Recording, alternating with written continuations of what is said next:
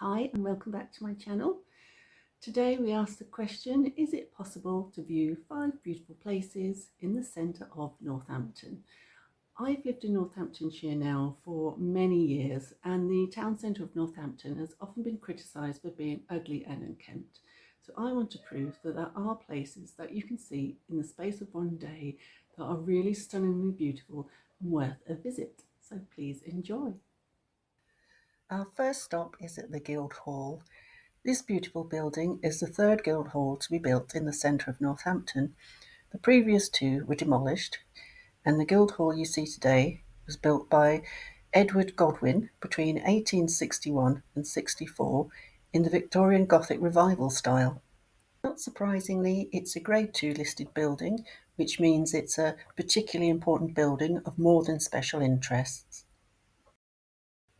It originally served as a town hall with council chambers, law courts, and even a police station.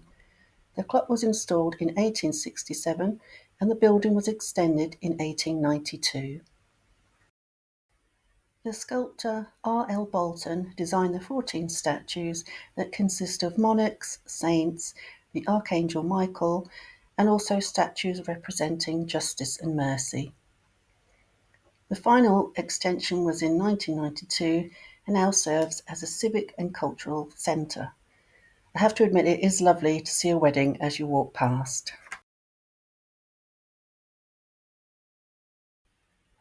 And if anyone knows what these are, please let me know in the comments.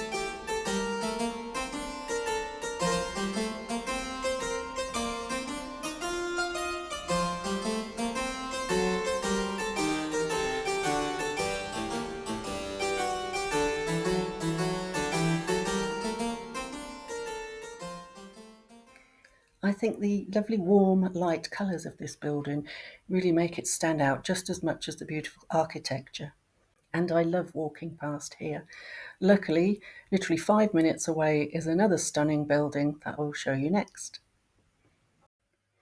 All Saints' Church was originally built in the 11th century and was sadly destroyed in the Great Fire of Northampton in 1675, but thankfully was rebuilt by Henry Bell, a local architect, in the Wren style, also known as English Baroque.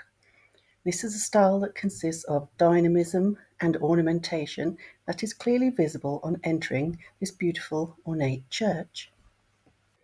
As Charles II contributed to its rebuilding, a statue of him was erected above the newly built portico, and at 12 p.m. on Apple Day on May the 29th each year, the church choir sing a Latin hymn to him from the roof as the Mayor of Northampton places a wreath of oak leaves over the statue. The ancient ceremony of the Oak Apple Day, also known as Restoration Day, commemorates the restoration of the Stuart monarchy in 1660, particularly the return of King Charles II. In Northampton, he is honoured for donating oak timber to the rebuilding of the All Saints' Church. The original organ was replaced in 1981 and a second organ in 1983. I've heard this organ being played and it's hauntingly beautiful.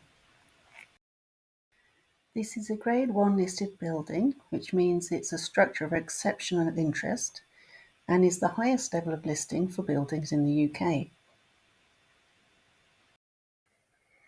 The outside is as stunning as it is on the inside. It also has a lovely cafe, which is dog friendly. It has seating on the inside as well as the outside.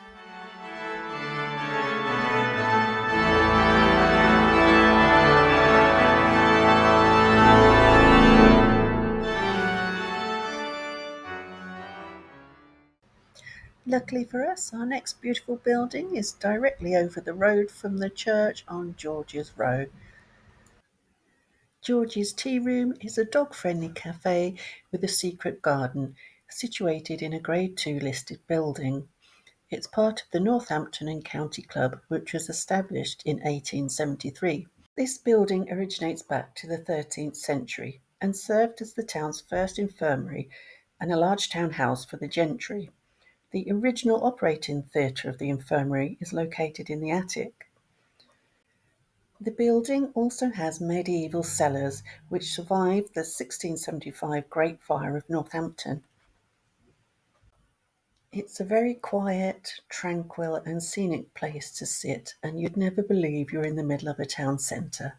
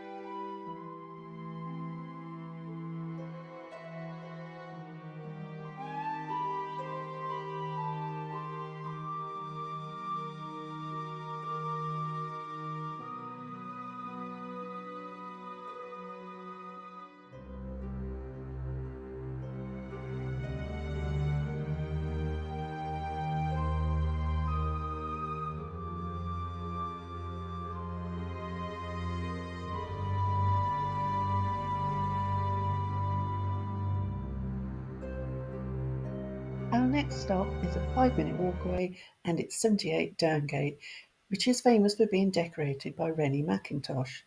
The tour takes an hour and there's a garden to look around, as well as a shop and a cafe. I'm only giving you a quick look as I'm going to do a whole video on this house later.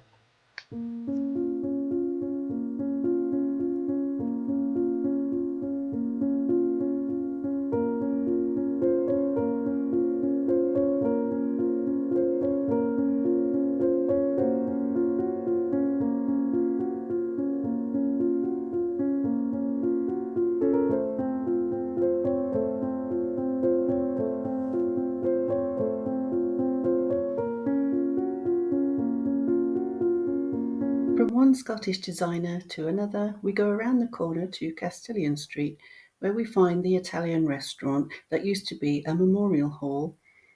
This Grade 2 listed building was designed by Scotsman Alexander Ellis Anderson in 1919 for his fellow Scottish friend David Patten Taylor, in memory of his son Ralph Patten Taylor, who tragically died in the Somme in 1916. It was built in 1921 by local building firm Henry Martin Limited. A few reasons why this unusual building is a Grade 2 is because it's an example of a Scots baronial hall. This is a style of architecture that's inspired by the earlier Scottish tower houses and castles of the 16th and 17th century. I think you can agree that this looks a lot like a little darling castle. It's also a Grade 2 listed building because of its medieval style interior.